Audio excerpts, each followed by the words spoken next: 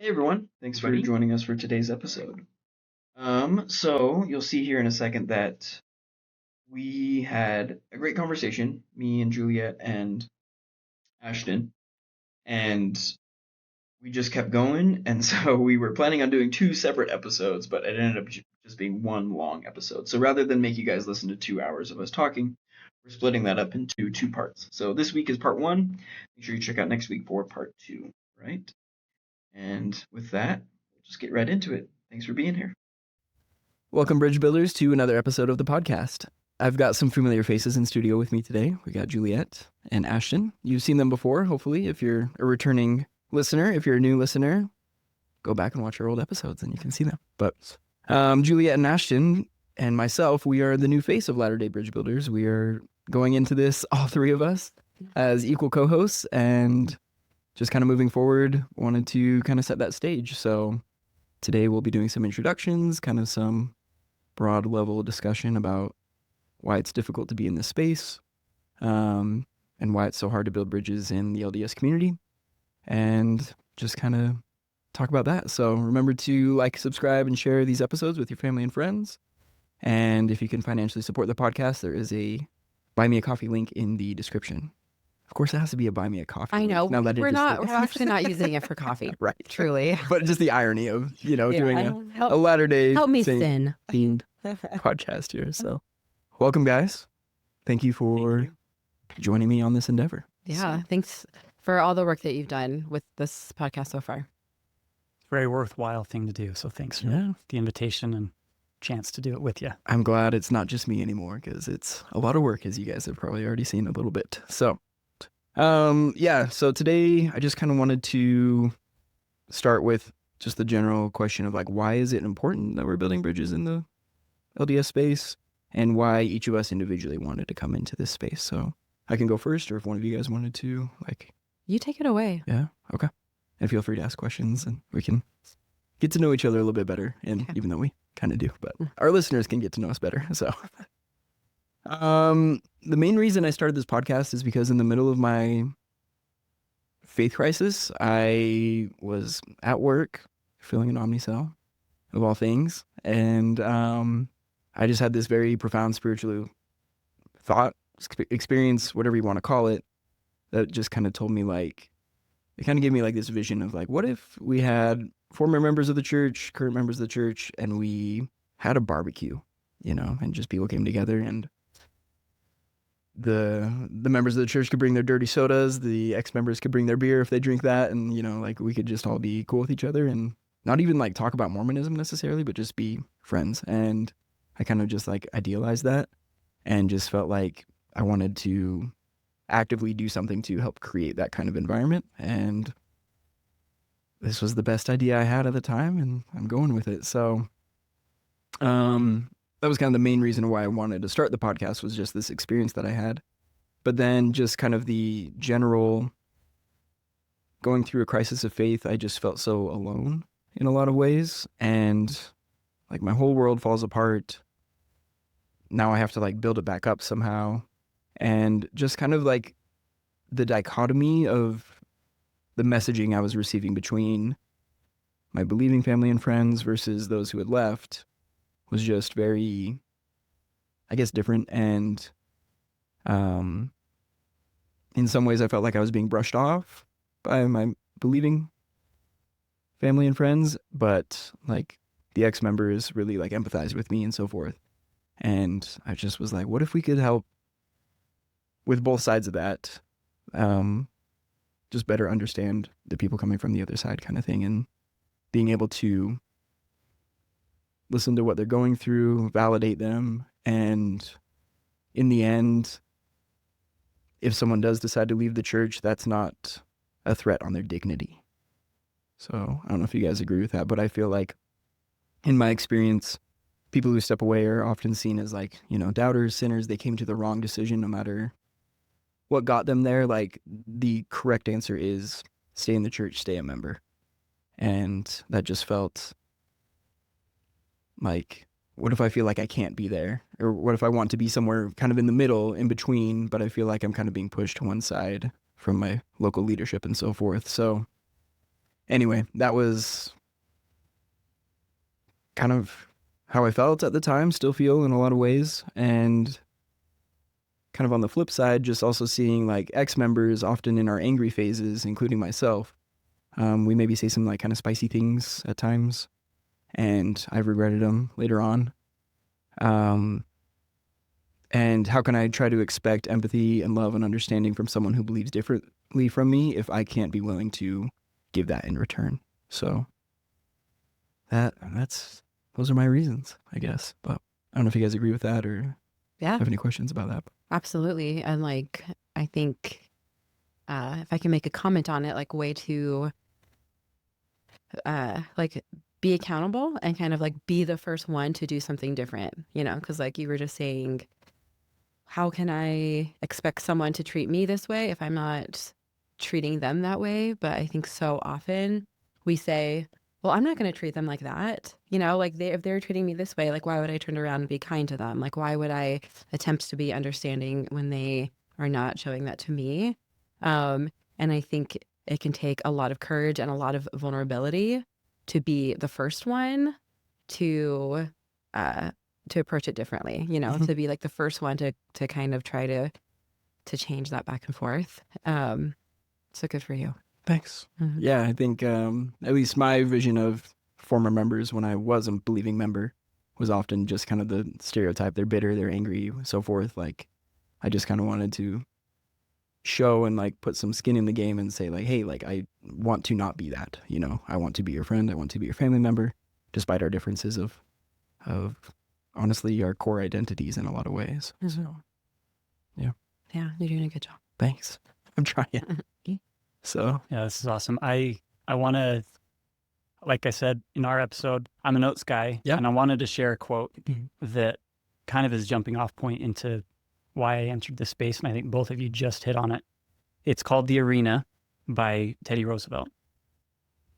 And he said, "It's not the critic who counts, not the man who points out how the strong man stumbles or where the doer of deeds could have done them better.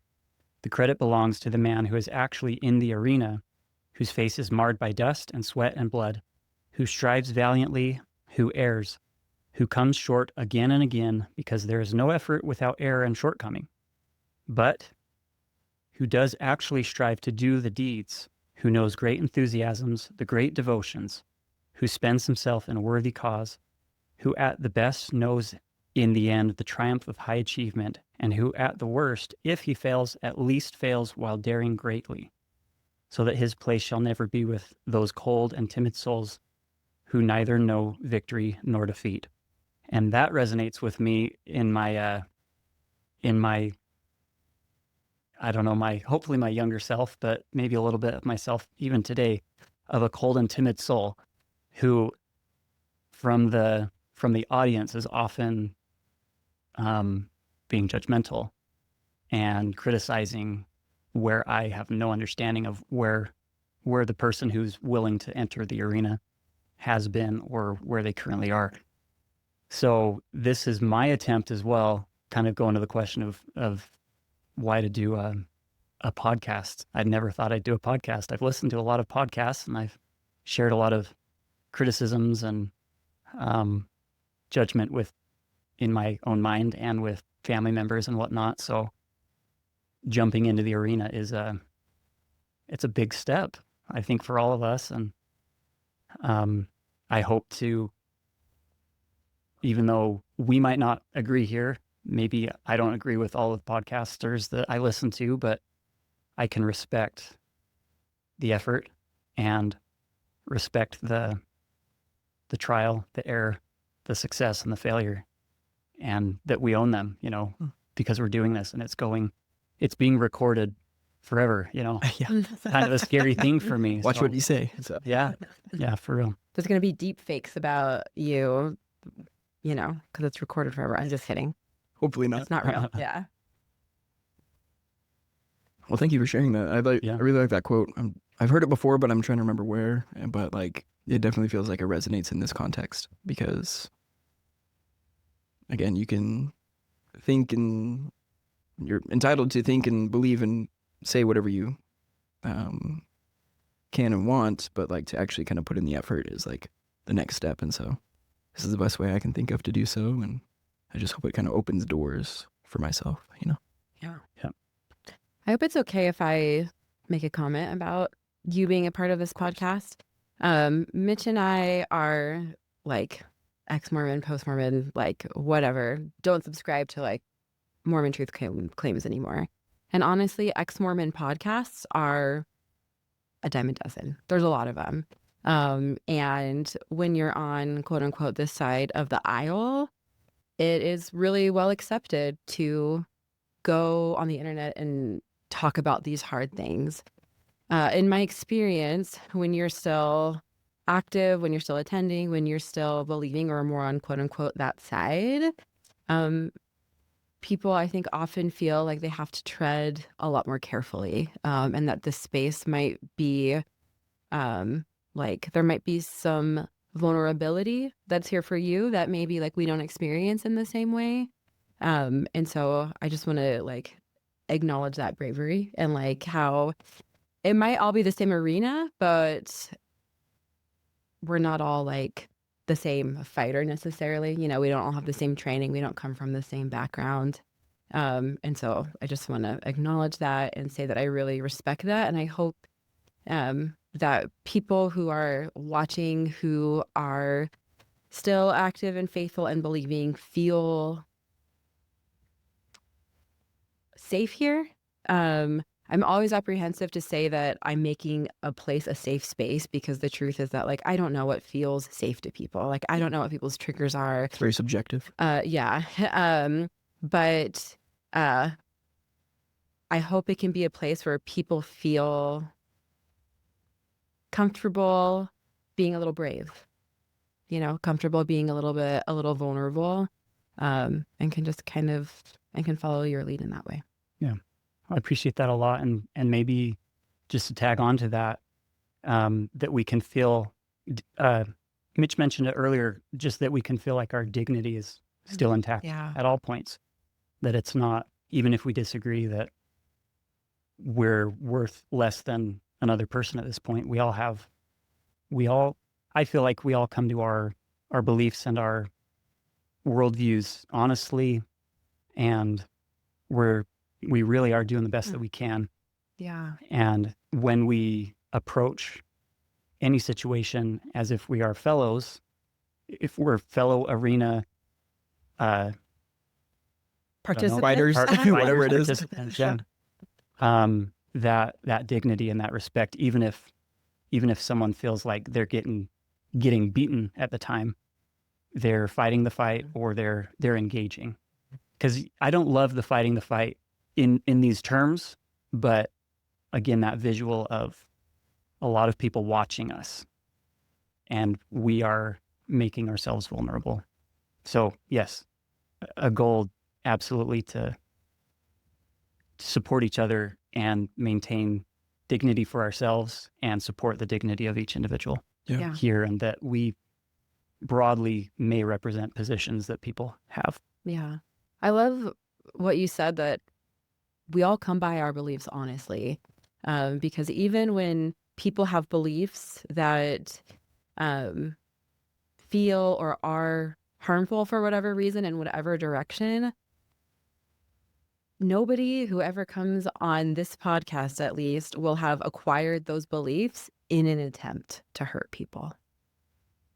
They acquired those beliefs trying to do the right thing, you know, like in connection with their community and just trying to do the right thing.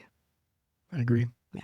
Kind of going back to the whole dignity thing, something that I guess makes me pretty upset in a lot of ways is when other people think that they're the expert for someone else's journey, right? Like leaving the church, I often felt that there were a lot of people that were saying, you know, obviously you need to do, and then fill in the blank.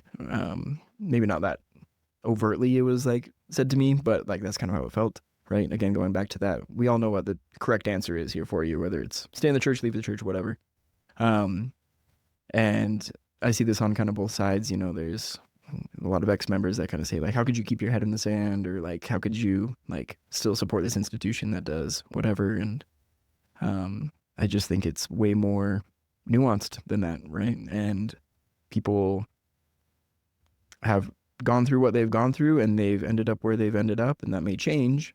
But who am I to say that, like, obviously you need to stay in the church, obviously you need to leave the church, or whatever, something in between. So yeah, keep each other's dignity and so forth. So Juliet, why did you want to Yeah. join this?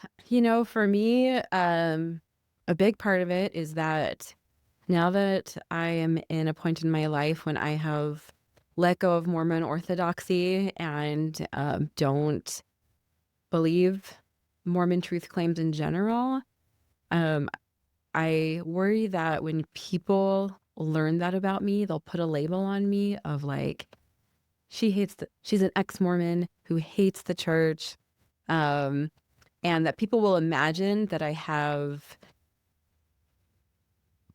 that there's animosity there. And this is not to say that there's no animosity, but I think that joining the church was such an important part of my life that I feel so deeply grateful for.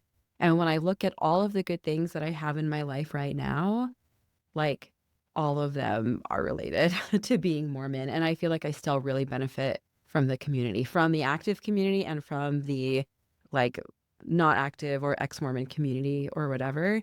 And so I kind of feel like my participation in this is like a little bit of a love letter in a way, like from me to this thing that has done so much for me that I'm still kind of trying to sort out. But I think that there are lots of really, really wonderful things about the church and about Mormonism in general. And I want those things highlighted, not necessarily because I want people to like necessarily be joining the church or necessarily to stay in the church. Like that's not my goal, but I feel like if we're trying to understand our own experiences and understand the experiences, maybe, well, not more importantly, but also understanding the experiences of the people around us, we should understand like the bad and the good. And so I'm excited to just be talking about both of those things. I agree. Thank you. Mm-hmm. Cool. Would you agree with me in this statement that it's kind of like there is this stereotype of my camp, right? And maybe Ashton, you can think of this as well, but there's a stereotype of like what my side looks like, quote unquote. And I just kind of want to shine a light on, hey, that's actually not true, maybe, if that makes sense. Because like in my private conversation with post-Mormons, they often are sharing like, this is what I loved about my mission and what I still admire about the church and my upbringing and so forth. But then sometimes in the online space that can kind of be seen like other post-Mormons might kind of criticize that and be like, what are you talking about? Like it's like the worst thing out there, like, or whatever. Right. But also just kind of shining the light, to show current members that, hey, like I do appreciate this in a lot of different ways. And in a sense respect it, as well. Like, of course I have my issues. There's a reason I'm no longer a member, but, yeah, I don't know if either of you resonate with that kind of, but. Yeah, I think I might add to it that the stereotypes often are not true. Sometimes they are, right? Like for a specific person. And I think when we are talking about these things that feel so deep and personal to us, it is so impulsive that when we are presented with something that kind of pushes up against like what we expect or what we believe or what feels important to us, that we are, just like, they're wrong, they're out of line, they're just angry or whatever. And I am trying, instead of taking that approach, to just be really curious, right? So like, there are a lot of ex-Mormons who are really angry every single day. And that is an honest and an okay feeling, and it's probably rooted in some kind of reality, right? And so even when those stereotypes are true, I think instead of taking the approach of making a caricature and being dismissive, getting really curious and saying, why are they angry? Like, what did happen to them? What am I missing here? Mhm. Like, why am I, like, I'm lumping these people together, but all of these people like had real individual experiences, and maybe there's something that I'm missing that is causing them to respond or react in a way that I'm not. And that takes a lot of work to like open yourself up and expose yourself to all of that. Um, Sometimes I think we have a hard time prioritizing that or making it feel worth it. Um, yeah, that's all. I make an end of my speaking. It has been said. I'd like to respond with Yeah. those who are High School Musical nerds like Okay. me. And so you've got all of these rigid boundaries between the basketball kids, the academic kids. And it's like, don't disrupt that, right? We don't want to disrupt what's going on here and these rigid boundary lines between things. And it's like one of the basketball kids I remember, he loves to bake, right? And it's like, are they mutually exclusive? Can you not appreciate both things and put your time and life towards multiple things? And I think so often, whether it's religious or political or social or hobbies or interests, like we oftentimes put these rigid boundaries and create caricatures of other people, whereas in reality, everyone's an individual made up of many different facets, not just one facet. So when it comes to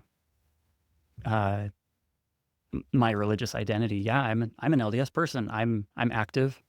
I involve myself in the LDS community in deep ways, but that's not the only thing that I am. I'm a lot of things. I do accounting for work, and it's like, but I'm not just an accountant. I do accounting for work, and I think when it comes down to it, we need to treat people as individuals and not just your identity is because of this group that you are a part of, right? And then when those rigid boundaries become a little bit more flexible, our life experiences are expanded a lot broader and a lot deeper than the simplicity and the safety of one ideology that's not even questionable. If I could jump into a little bit more with my intent and purpose here, starting at that simplicity that I just mentioned, but Mitch, you'd mentioned feeling alone. Mhm. I felt alone in a lot of ways for a lot of years. And I think that's a really difficult place to be. And it's especially difficult to stay in or feel like you're going to stay in that forever. So I think a lot of people are probably familiar with Fowler's stages of faith. And I'm not familiar enough with that to go into the details of it, but there's another person named Brian McLaren, and he has 4 stages of faith that really resonates with me. And I kind of want to just identify those stages and the difficulty in going from one stage to the next. So the first one is simplicity. And he writes in the religious context, it's where the rules are black and white. There's not nuance yet, but those boundaries are really rigid. The next stage is complexity. The next stage is perplexity. And the final stage is harmony. And the way that I think of this in a lot of ways is kind of like the pendulum visual, where you kind of, you start maybe extreme in one way, you swing to the other, and then you maybe balance out a little bit. But for me, it was like, okay, simplicity in my childhood, even into my adulthood, like far into my adulthood, I saw things very simplistic with really everything, because I thought that was everything. When things started to become more complicated, the complexity came, the nuance came, where even just to function as a human and process things, I had to acknowledge that things are a whole lot more complex than I have thought that they were. And then it got to the point of perplexity, like, are all of these things, yeah, they're complicated, but I don't know if I can say that they've always been good, or that just this idea of infallibility that I've had to let go of, because we're all humans. We all have that good and bad in each of us, which is true of institutions. There's good and bad within everything in life. And then I'm still working on trying to find that harmony. And I think I go back and forth between all of these different stages, but my hope is that harmony, that maybe homeostasis, where I can hear an argument or a position that I might disagree with very strongly, and it's not too disruptive to me, but I can process it and synthesize my opinion that's not based on a loyalty to a group, but based off of an authenticity from myself intrinsically, instead of externally motivated that I am obligated to say something, right? It becomes a very individual thing. So finding my own individuality, I think has, and I'm still working on that, but I think that has helped me to recognize that other people are individuals and not caricatures, not entirely defined by one group they belong to or one identity that they might have. And it's a difficult thing to do. I'm still working on it. It's a daily practice and exercise to do that for myself and outward towards other people. Yeah.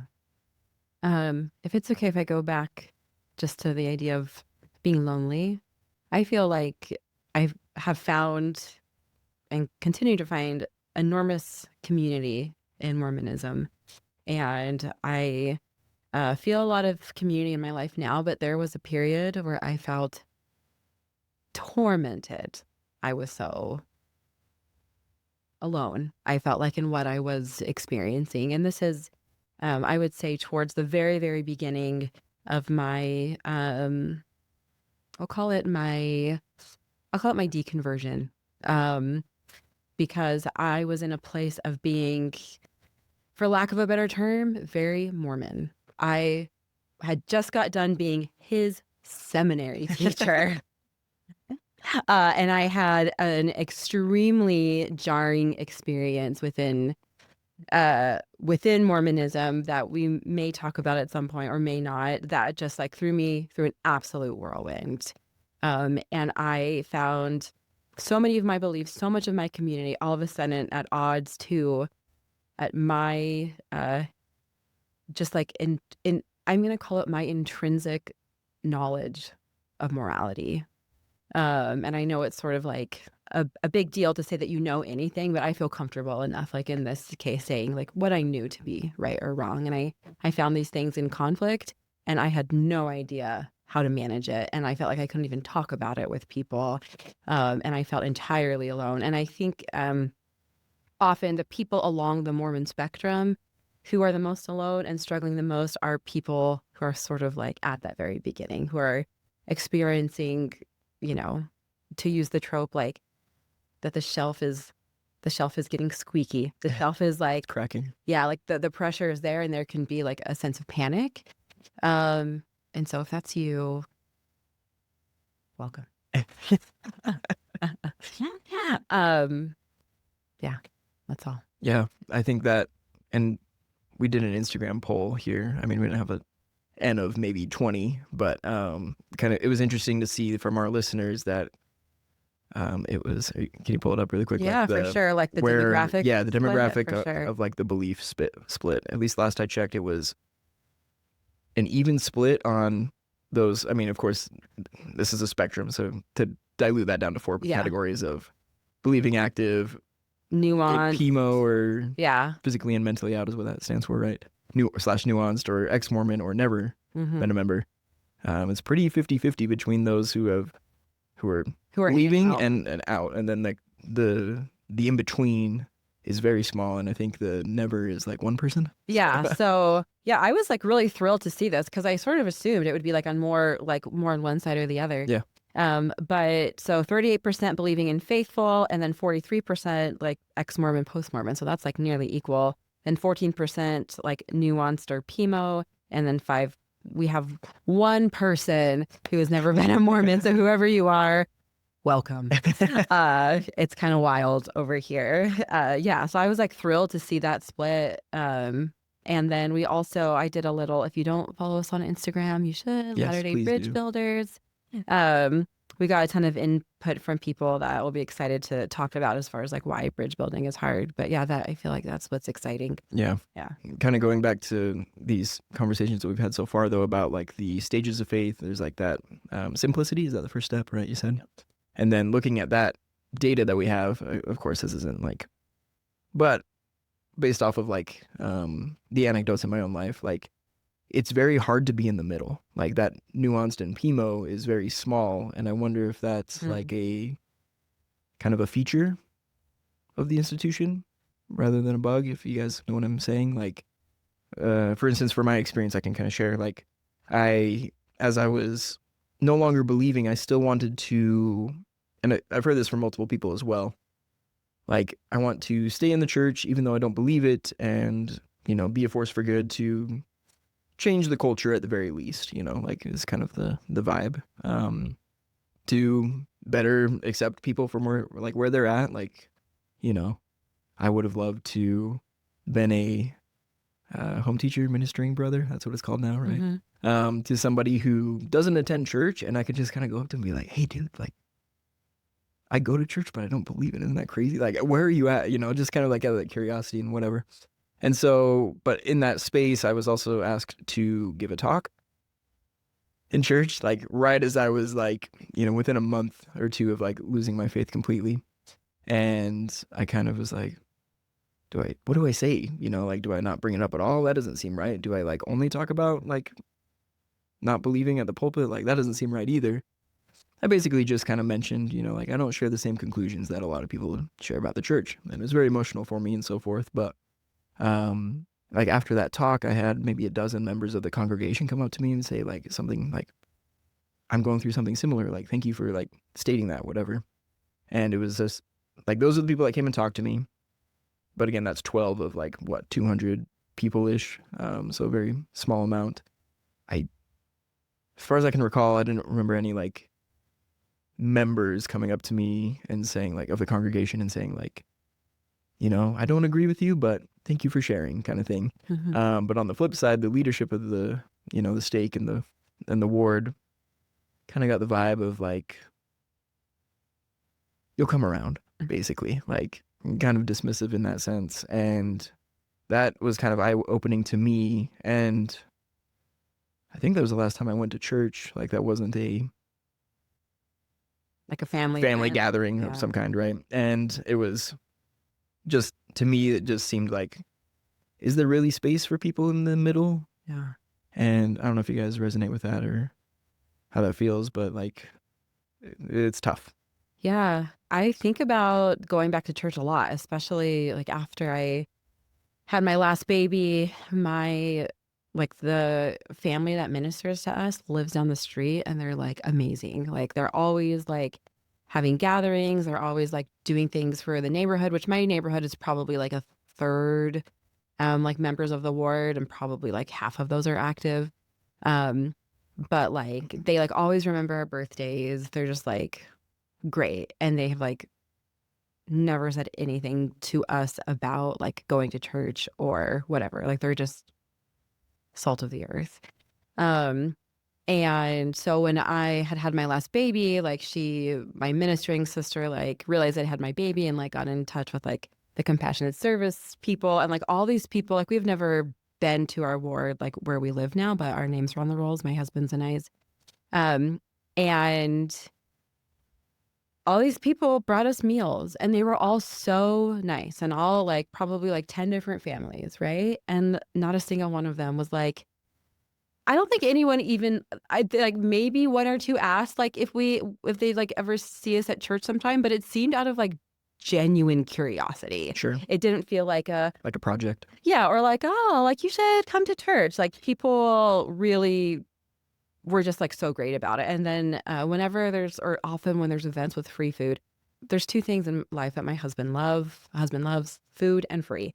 And so when there are things with free food, we like always end up going and we like chat with people sometimes. And again, like every single person that I've met in my ward, great, not pushy, wonderful, right? And it like, especially like when you have little kids, which is hard, and you're like wanting to have community and like to connect with people, it seems like a great place to do that. And I would say like at least a few times a month, I think to myself like, maybe we should go to church. Like maybe I should get to know these people in my community better and form these bonds. Like it is so attractive to me. And then what kind of happens is I like just start kind of thinking through how that would go and where I'd end up. And I kind of always end up at the same spot where I left, as far as like, can you be sort of in and sort of out? It feels like, at least in my imagination, I could be in part way for a little bit, but probably not for long. Yeah. Yeah. Which I do wish was different. I know there are a lot of people who are like will never go back to the church ever. I like wrote up like a list of like requirements one time about the church. And I said like, if all of these things changed, I would probably like go back in full force. It's a lot. So it probably won't happen before I die, which is okay. But just to speak to that like tension of loving the church, wanting to be there, loving the people, but just having a really hard time feeling like you can stay and be there honestly with like a reasonable level of comfort. Yeah. It's really hard. I wish it wasn't. Yeah. What do you think, Ashton? Yeah, I think it is a difficult place to be because if you think about it as two separate placements and being halfway in, halfway out, as you'd mentioned, it's like if you're not inside the tent, you're subject to the weather, you're subject to the scorching sun or the freezing snow or whatever. Or the inversion. And I think that's the comfort in being in one of the two camps that we talk about, all the way in or all the way out and aggressively hurt, I guess you could say. And I've felt that, and I've been all the way in, right? And I've still felt that hurt. So yeah, it doesn't feel safe out there. It feels safer being part of either group. But then like there's no connection between. And that's kind of what you've mentioned on many podcasts. And that definitely resonates with me. It's like there's not a single family member of mine that hasn't been affected in some way through their family members or through themselves personally that does not cause hurt regardless of where they're at. And if we can't even acknowledge that hurt's been given and received, how can you really address it, right? So yeah, that complexity part, it's probably a smaller group because that's a hard place to stay in. But in a lot of ways, I feel like that's where the bridge building happens. Mm-hmm. And if we can encourage others, and I guess to be clear, there's nothing wrong or sinful about being in a simplistic mentality or worldview. But there comes a point where I think it creates a natural dependence on other people to remain there. Almost other people have to subsidize our efforts for us to stay there because we're just kind of unwilling or unable to acknowledge or address things that we are responsible for as individuals. And part of that is moving into maybe a more mature approach to things instead of being, from, I guess, my position, in my youth, especially, a position of judgment is how I have to reconcile somebody else's choices that don't live up to my standards or my positioning. So if we here can help each other, that it's okay to be in that in between. It's okay to be between these two camps, so to speak, because ultimately we are one camp. We're all fellow human beings having a hard time with life. Life can be really hard, and having the community that can support is really impactful. And I think it's a gracious thing to be able to receive that help and support when you disagree with somebody. I know for me, it's like if I'm feeling ornery or in a bad mood, and my wife's like, "Hey, do you want me to fill up your water bottle? Do you want me to make you some lunch?" And it's like, I can get all of those things myself. It's like, that's not productive. And that's something that I'm trying to do to become more gracious in receiving help, maybe even when I'm in a position of I disagree about something with the person that I'm talking to. Yeah, those are my thoughts. No, thanks. Yeah, it's I don't know, something a thought that just kept coming to my mind is when you're in the middle, when you're on the bridge, so to speak, between two parties, it's often you're kind of seen as a traitor. The most prolific example that's coming to my mind most recently is John DeLynn in a somewhat recent episode of Mormon Stories podcast. I think he was talking to who's the, you guys know the host of Quick Media? What's his name? Greg Mattson. Greg Mattson, yeah. They were talking. Yeah, you shared some thoughts about that. Yeah. Towards the end of that, though, John said something along the lines of like he's reached out to his bishop. I don't think his bishop has reached back necessarily, but like he expressed interest of like, could I just like come to sacrament meeting, kind of thing? Because there's this community aspect that a lot of us, once we leave, we had our whole lives, and all of a sudden it's like nothing. It can be a lot. And so he expressed that, and he got a lot of pushback from the ex-Mormon community for even saying that. And he kind of like, and he was being totally theoretical. He was just saying like, yeah, if my bishop said this to me, then and he even sort of referenced like if the church was kind of had like changed a little bit, and like, he was reached out to, that he would maybe think about showing up. I think he even said something like, I want to get rebaptized, but if they like removed my excommunication per se, or like canceled it, like, I would appreciate that in a way. He kind of just wants to be a cultural Mormon rather than like a believing one. And yeah, there was a ton of pushback from ex-Mormons, like kind of saying like, but like how, of course, right, speaking as them, not myself, like, how much the church has hurt people, like what they've done, like how could you even say this? Like, I think he even kind of compared himself like in some ways to like secular Judaism. And so people kind of were like, we're not like Judaism, right? We're 200 years old, not 2,000 years old or whatever and stuff. So it was just interesting to see so much pushback from his side for just kind of saying something very simple, right? And I guess on the flip side, like being someone who is a little bit more understanding, like being a member of the church who may be more understanding towards those who have left or can see their side a little bit more, the church teachings don't necessarily align with that, right? And it's like, we need to get these people active. We need to get them to church. We need them to share their testimonies and so forth. And so it can kind of be seen maybe by more of the black and white thinking members of the church that like, why would you associate with these doubters? Don't you like, that's dangerous in some ways. You might, hive mind, like slippery slope. Yeah, exactly. So it's just very interesting that, and this was shared with me. I talked to a distant family member when I started this podcast, and he's left the church, and he just kind of said, you were doing things right when like people from both sides don't like you. Yeah. So I guess that kind of just comes with the territory, unfortunately, and then you kind of need to build up some thick skin against those who might not like you. Not like it. Yeah. For whatever reason. So yeah. Anyway. If I can comment on that, which I probably can, because that's the whole reason. That's the whole reason you're here. You are more than allowed. I think Yeah, I definitely saw that pushback, and I understand it.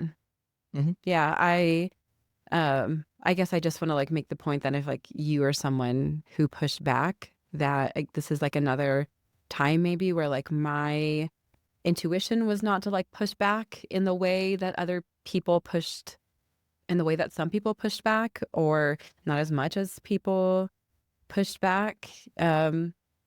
But their response and their response is rooted in real experience Mhm. and real beliefs that they came by honestly. I love that like idea now, like coming by your beliefs honestly. Yeah, and so I think that's like another with both of these sides, like the ex-Mormons responding that way to John Dehlin, or like members of the church being like, "What? Why are you talking to those people on that podcast?" It is so easy just to sit here and just think like, man, those people are simple-minded, like they don't have nuance. But like here I am in real time, like trying to be curious instead, right? Of like, why is that happening? Is it okay if I share a few things from our loyal followers on Instagram? Of course. Is that all right? Our loyal 110 followers. Hey, It's something. no, you know what? Please follow us It's on all Instagram. big. It is. We are You know what? They're the 159 most important best people on in this moment. Instagram. That's right. Yeah. So we just asked people like, why is bridge building hard? Like, why do we even need this podcast, right? Because I think that most of us, I'll say all of us, most of the people watching are probably really good at getting along with people, right? In their everyday lives. Sometimes. And are even, when you're not being ornery, and are even like pretty good at getting along with people from different walks of life that have, that like differ from them in lots of different ways. I think that we're all pretty good at that. But when it comes to this like Mormon spectrum, things get real hot, real fast. And I think that if we are trying to build bridges, we have to understand the chasm. Like why is this even a thing, right? Because we can just sit here and say like we should all be nice. Yeah. We all know we should be nice. That's not helping anything, right? Right. So we just asked like why do you feel like this is hard to build these bridges? And I'm just going to share like a few. One person said nuance frustrates TBMs. That's what they said. True believing Mormon, true blue Mormon, take your pick. Basically active member. Nuance frustrates TBMs and exes who were raised TBM. And then another person said, we're taught an all or nothing mentality, which makes it tough to get in the nuances. And so I think like just, I don't know, what do you guys think? Do you think we're good at nuance? Do you think we're bad at nuance? Like, why do you think nuance matters? Why are we bad at nuance? I mean, I definitely, well, here I go. I definitely, people struggle. I think people begin to struggle with nuance whenever they start to have big feelings. Actually, that's what I think. I think that whenever people get charged up, the nuance starts to sort of like blur into the background and they're just seeing like the big thing right in the middle. Because like if I am just like staring at my laptop, reading a research article and I am calm and I'm regulated and it's, something that I'm not emotionally attached to at all, I have a lot of space for nuance, right? In fact, I would say I'm like pretty good at nuance because that nuance matters and how like, for example, that research, gets applied to people. But when things feel big to us, when they bring up big emotions, good or bad, I feel like it seems like we lose space for the nuance. It's almost like we lose the resource to like the emotional, mental resources to deal with the nuance when we have those like big feelings, those big experiences. Yeah, I'd agree. I mean, I think back to certain quotes of past leaders of the church. I think Gordon Hinckley, right, like basically said it's either the most wonderful, like very superlative words basically describing like this is like the greatest miracle that the world has ever seen, or it's a complete fraud. And like, if that's not the biggest, The nuance has 0 to left the 100, building. yes, exactly. Yeah. So, and it's probably just like, I mean, probably the way he was raised, right? Like with that in mind, and especially before the internet took over the world, and all of a sudden we're exposed to so many ideas from everywhere, not just our local area. It probably was helpful in a lot of ways to have that black and white thinking. I'm thinking like, right, it's my community. I stay safe. I am part of this tribe. I will be accepted, so forth. And kind of going back, Ashton, you were saying like, you know, we have these identity markers, and you're an accountant, but you're also a Latter-day Saint, and so forth. There's something about religion that just like takes that to just such another level, though, right? Like when I was still a member, like I'm a pharmacy technician, but I'm like a member of the Church of Jesus Christ. So that's a different thing, right? They're I'm not a on Mormon yes, pharmacy technician. And one of those drives my day-to-day life way more than the other, right? And so as soon as like these big feelings come up, because this is such a core identity marker of, this doesn't just apply to Mormonism, right? Like political beliefs, I think, fall on the same scale, but religious beliefs especially, it's something that's so just core to somebody that as soon as that can kind of maybe be put into question, there's fear involved. You also add on to things like doctrines of the church where this is an eternal family that we have going here. And if someone breaks off from that, what does that mean exactly? And there aren't clear teachings necessarily. Like there's, I guess, some nuanced teachings, right? Maybe they can get rebaptized in the afterlife or something, or God will figure it out. But in general, we're kind of left not knowing, and that feels kind of scary. And so rather than be in that not knowing spot, it would rather like, no, I'd rather every part of my family is my eternal family, you know? Yeah. So yeah. Yeah. What are my thoughts? Yeah, I think it's when we are dealing with nuance and like different parts of ourself and our experience, religious beliefs, the way that they're taught, they sort of like supersede everything, you know? And so it's like, it is positioned to always be the biggest and the most important thing, right? Because we're talking about eternity, right? Eternity and God and Yeah. Jesus Christ. And I think maybe in a way like, it can feel kind of sacrilegious to like to pick at those things a little bit, you know? And it's like, if you are really believing, then it's like God, like this is true. God is God. Whatever belief I have is the belief I have, regardless of whatever else, right? Like that thing always wins. And then, yeah, it's hard to get to the nuance. And kind of like you were saying, like as far as like survival, yeah, like we ignore nuance all the time because otherwise we would just be so caught up all day in like these, we would never get anything accomplished. And it's how our brains are wired for survival, and it's functional. But you know, it's kind of like, I always see I see like health ads for things that like eliminate inflammation, and people say they have no inflammation anymore, which is like, that's not good, right? Because inflammation is a normal physiologic process that helps our bodies get to homeostasis in whatever way, right? Inflammation is important. It's when inflammation goes haywire that problems start. In the same way, like our ability to not always be involved in the nuance is important. It's when not being involved in the nuance goes haywire. Yeah. That we end up needing podcasts. And therapy. Lots of it. All kinds of therapy. Yeah. Just want to tag on to that a little bit. I think, speaking from my personal experience, it's like with the simplicity stage of my life, it was, I know all of these things. And if I were to question those things, I'm being faithless, or I'm being a doubter.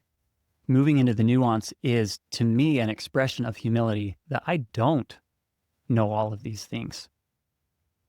And I think I never would have thought of it that way, that expressing, call it doubt, or I don't know, is an expression of humility.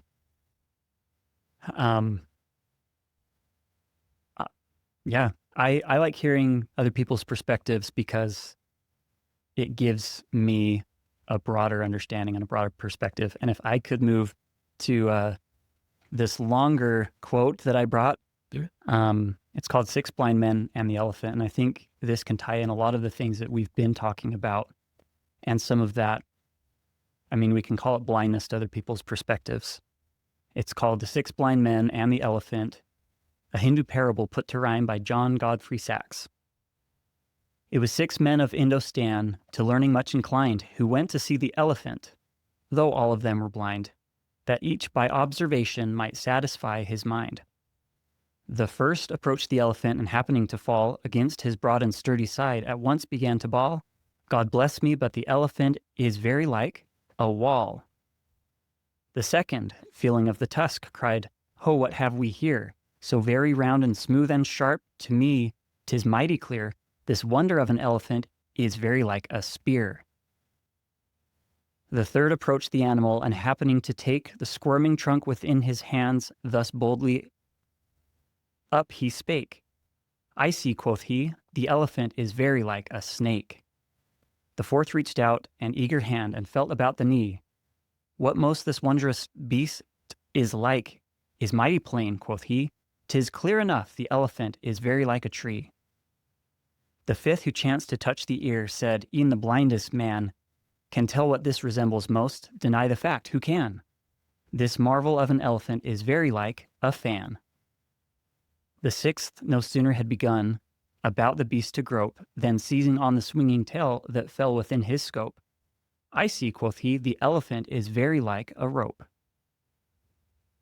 And so these men of Indostan disputed loud and long, each in his own opinion, exceeding stiff and strong, though each was partly in the right, and all were in the wrong. And then the moral is, so oft in theologic wars, the disputants, I ween, rail on in utter ignorance of what each other mean, and prate about an elephant not one of them has seen.